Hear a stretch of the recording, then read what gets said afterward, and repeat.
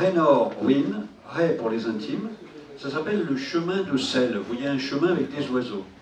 C'est une histoire vraie. Raynor Winn raconte comment elle a été amenée avec son mari qui s'appelle Moth, je ne sais pas si vous parlez anglais, M-O-T-H, à prendre ce sentier, qui est il y a une carte au début. Et alors c'est un immense sentier, vous l'avez peut-être fait d'ailleurs. Vous voyez, vous reconnaissez ce sud-ouest de l'Angleterre, en fait, c'est le South-West Coast Pass. Excusez-moi, anglais, non. Hein. Et c'est le Devon et la Cornouailles. Vous voyez ces régions-là. En fait, ils sont amenés à partir sur ce sentier suite à 2 accidents de la vie. On saisit leur maison, ils ont une ferme, ils sont expulsés par un huissier suite à un prêt maladroit.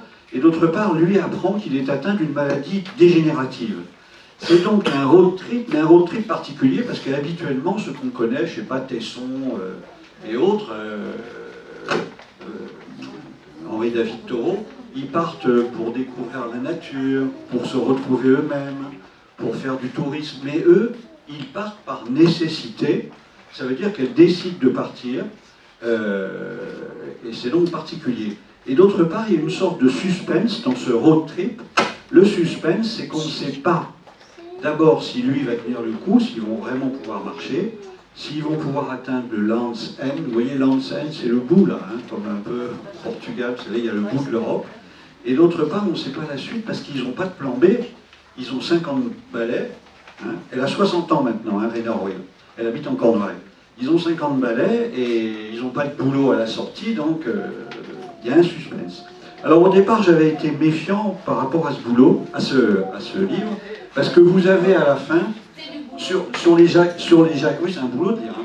Sur les jaquettes, les éditeurs sont extraordinaires, vous avez un extraordinaire récit d'amour et de renaissance qui nous rappelle le pouvoir infini de la marche et de la nature.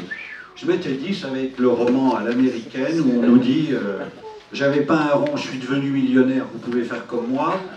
J'avais un cancer, je me suis guéri, faites comme moi. Ce qui est à la fois, hein, mais nous Français, ça nous paraît un peu naïf. Et pas du tout. C'est beaucoup plus nuancé que ça, beaucoup plus subtil.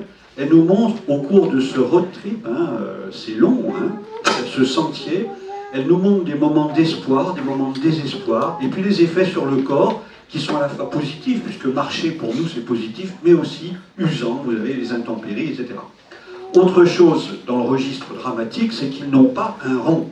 Ça veut dire qu'ils sont mal équipés, ils ne mangent pas à leur faim, ils sont mal équipés, c'est-à-dire ils ont une mauvaise tente, et en Angleterre, vous allez me comprendre tout de suite, ils ont des mauvais imperméables. Donc on est vraiment dans le drame. Ils ont quand même 2 atouts, c'est qu'ils avaient bâti une ferme, elle est habituée à la vie rurale, c'est donc des battants, et d'autre part c'est un couple très uni. Alors l'intérêt du bouquin, il est, je vais vous le résumer, alors je ne vais pas vous dire, évidemment, il y a un suspense, mais je ne vais pas vous dire la suite, il faut lire le livre. Je ne vais pas vous dire non plus pourquoi ça s'appelle chemin de sel, puisqu'il n'y a pas de sel, ce n'est pas un chemin salier. L'intérêt du bouquin, il y a plusieurs choses. Il y a d'abord l'aspect pratique. Ça veut dire, c'est très concret, on est vraiment dedans. On sort de la tente, si vous voulez faire pipi la nuit, vous tombez.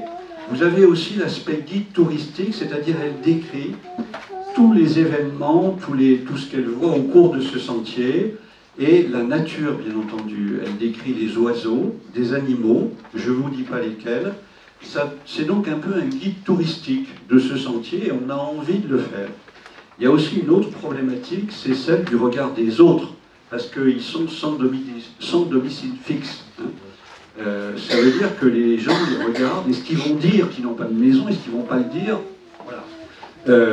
L'autre aspect aussi, c'est que vous avez des rencontres intéressantes, et bien entendu la description de la nature, des oiseaux, des animaux, c'est passionnant.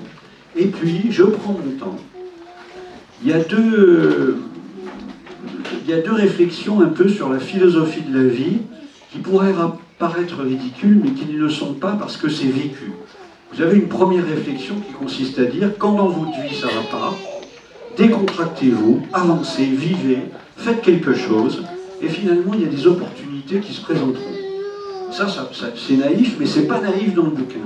Et puis peut-être l'autre philosophie de la vie, ça consiste à dire, quand vous ne savez pas si vous êtes capable de faire quelque chose, faites-le. Si ça ne marche pas, vous aurez vu que ça ne marche pas. Voilà, je résume parce qu'on m'a fait des signes comme quoi j'étais long, mais j'ai pris mon temps. Merci de votre écoute.